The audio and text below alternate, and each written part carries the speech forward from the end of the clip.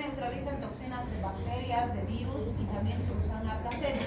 Este dato es muy importante porque obviamente cuando se atraviesa la placenta, eso implica que si tengo un recién nacido con IgGs, pueden ser las IgGs de la mamá y no del bebé, y el bebé no ha estado en contacto con la enfermedad, ¿sí? Pero la diferencia con las IgMs, que de hecho son de respuesta primaria, fíjense, estas no pasan la placenta. Si encuentro en un recién nacido IgMs, sí está infectado, porque no pueden ser las IgMs de la mamá, porque no pasan la placenta, ¿sí? Entonces es muy importante tomar en cuenta eso. Las IgA sabemos que son las más importantes para la respuesta inmune a nivel de mucosas. Entonces muy importante porque eso va a evitar la fijación de bacterias y virus a las mucosas, y es una barrera, si quieren, de protección muy importante, porque la mayor parte de los microorganismos ingresan por mucosas. Las mucosas son las que están en contacto directo con el medio externo. Y una característica importante es que no fijan el complemento. Si hablamos de las IgMs, están ligadas a la respuesta primaria, como decíamos, en todos los casos. Estas van a liberarse en primera instancia o producirse en primera instancia. Entonces, si tenemos IgMs, tenemos la certeza de que es una infección reciente o un contacto reciente, ¿sí? También es importante considerar que fijan el complemento, son receptores de antígenos sobre la superficie de las células B. Las IgT son de las que menos información tenemos, podríamos decir, se encuentran en la superficie de las células B, pero se ha visto su gran participación en la respuesta inmune en el paciente con cuadros respiratorios, infecciosos y demás. Las IgE son las que más están ligadas con cuadros de hipersensibilidad, por eso participan mucho en lo que son las alergias, reacciones de tipo 1 y en los pacientes, por ejemplo, que tienen parásitos como gusanos, ¿sí? Es común que cuando tengamos elevadas las IgEs tengamos eosinofilia en el paciente. Y cuando encontramos eosinofilia en el hemograma de un paciente, sospechamos de dos cosas, o alergias o gusanos, ¿sí? Que son los cuadros más comunes. Bien, las cadenas L y las H, es decir, las cadenas ligeras y pesadas, se sintetizan como moléculas separadas. Y lo importante va a ser que se ensamblan en las células beta y después se las produce o se ensamblan como inmunoglobulinas maduras que van a cumplir su capacidad o su función de protección en el organismo. Esto es muy importante porque el organismo va a tratar de optimizar la función cuando maneja estas inmunoglobulinas, ¿sí? Bien, si se fijan aquí en este cuadrito de la parte superior, tenemos dos sistemas de respuesta a inmunoglobulinas, o de inmunoglobulinas más bien. Si se fijan, la línea roja en este primer cuadro es la carga de inmunoglobulinas total, el verdecito son las IgMs y el azul son las IgGs. Este esquema, por ejemplo, es el que se usa cuando tenemos dos dosis. Por ejemplo, cuando nos han puesto la Sinopharm, ¿sí? Nos han dicho la primera dosis es el primer contacto, casi no te protege. Claro, porque fíjense, ingresa, el organismo reconoce, produce IgMs en una cantidad importante, pero las IgGs casi nada. Y cuando las IgMs han empezado a disminuir, las IgGs han subido, pero una cantidad mínima, ¿sí? Y las dos después, fíjense, llegan a niveles muy bajitos, vale decir, este primer contacto le ha servido al sistema inmune para reconocer contra qué nos tiene que proteger, pero todavía no nos protege, ¿sí? Cuando le ponemos la segunda dosis, fíjense qué pasa.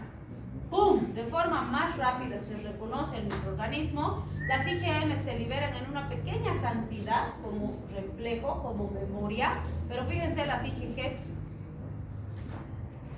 gran cantidad, ¿sí? Esta respuesta secundaria recién es la que está protegiendo al paciente. Y esa, si bien se ha producido un pico súper alto, va a bajar un poquito, pero se va a mantener en el tiempo, por varios meses. En el caso del COVID, por ejemplo, se estima que son alrededor de 8 a 12 meses que nos mantiene protegida la inmunidad, las inmunoglobulinas.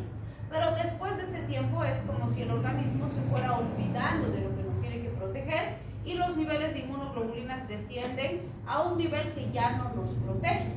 A eso le decimos que se genera una inmunidad transitoria, no es permanente, ¿sí? Porque si no, nos enfermaríamos una vez y nunca más nos enfermaríamos, ¿sí? O nos pusieran una vacuna y nunca más nos daría COVID. Mentira. ¿sí? Nos podemos reinfectar. En cambio, les digo, si ustedes, por ejemplo, se han enfermado de varicela cuando eran niños, ¿se pueden volver a enfermar? No, tienen inmunidad permanente toda su vida, ¿sí? O si les han puesto la vacuna para la varicela, no se van a enfermar, ¿sí? Entonces, fíjense, en ese caso, la inmunidad es permanente.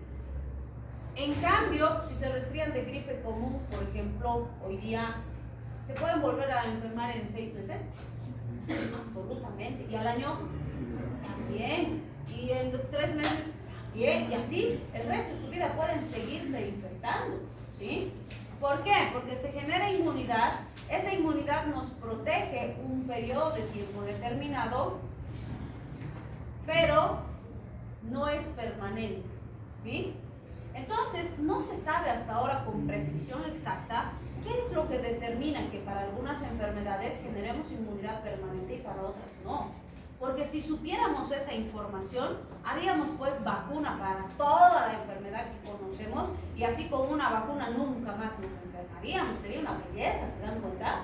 Pero no es tan sencillo, ¿sí? Por ejemplo, fíjense, ya llevamos más de 20 años intentando producir una vacuna contra el VIH y hasta ahora nada, ¿sí? Chagas, por ejemplo, es una enfermedad endémica en nuestro medio, tenemos un montón, desde hace tantísimos años, pero no se genera inmunidad. Entonces no podemos hacer vacuna, ¿sí? Entonces, vean, no es sencillo producir una vacuna. Realmente con el COVID se ha trabajado, pero a velocidad récord. Nunca antes del COVID hemos tenido la producción de vacunas tan rápida. Claro, ha salido sin estar completa en fase 2.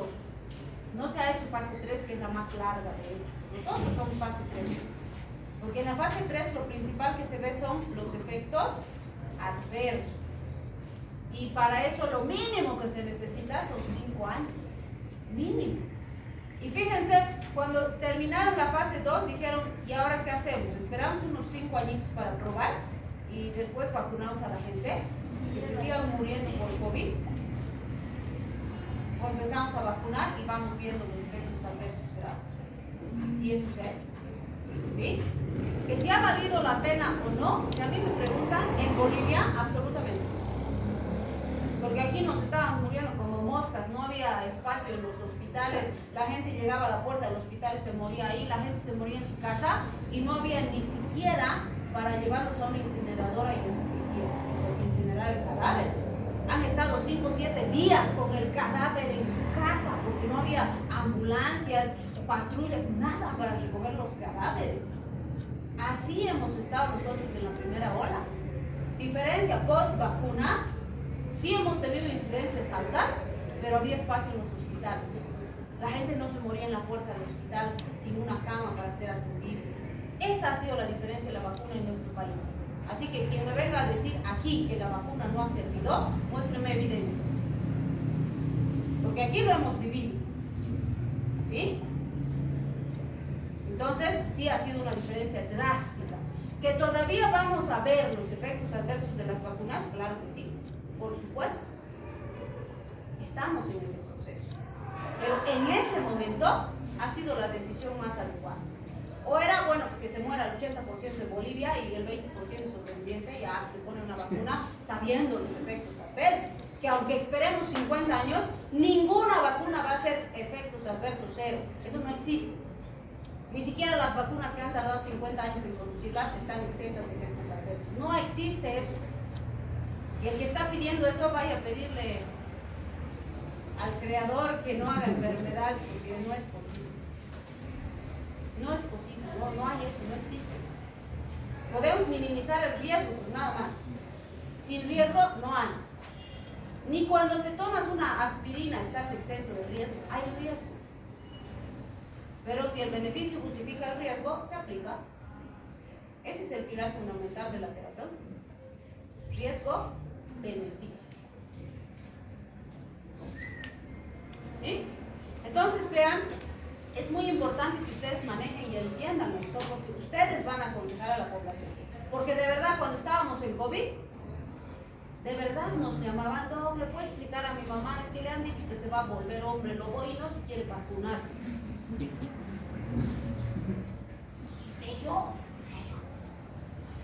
que le están poniendo un chip 5G y que le van a controlar. Le han dicho que va a ser estéril y que se ponga.